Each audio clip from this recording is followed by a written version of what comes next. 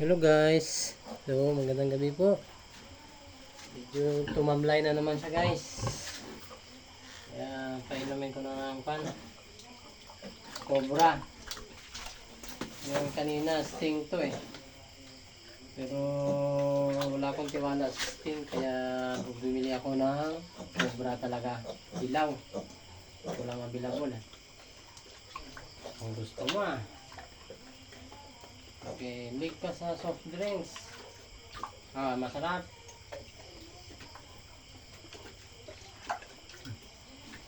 Naig mo pa ako, di pa sa Cobra ka pa. Ako, tubig lang.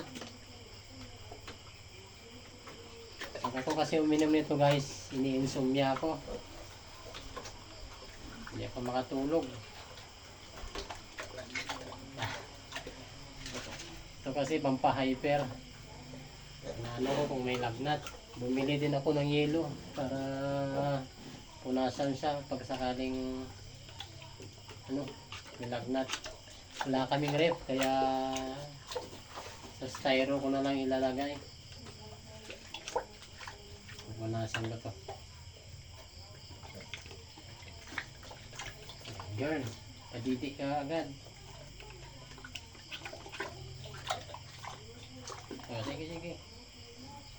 Ito na.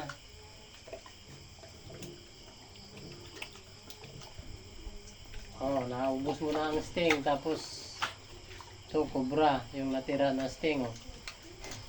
Ay, naka. Silo guys.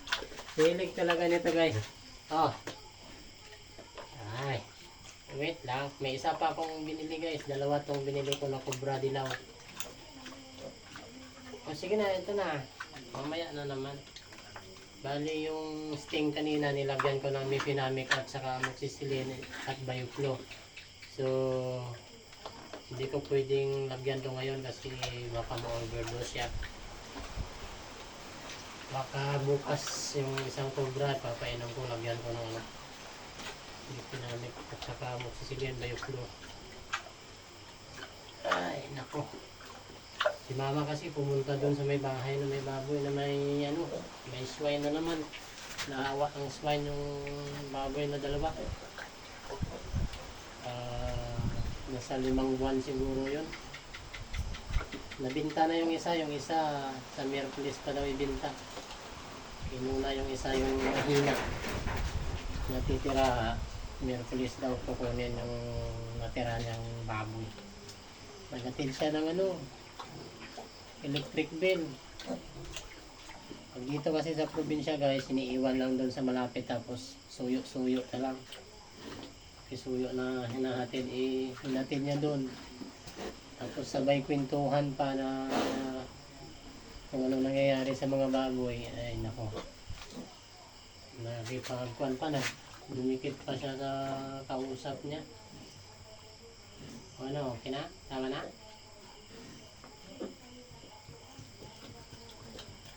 Tuloy. Nagamot na naman ako ulit ng Cobra. Okay lang magastos, importante maka-survive. Nagugutom na nga yung mga biik niya. Nasa mahigit isang oras na hindi nakadili. Nilagay ko muna din sa likod kasi ginagamot ko.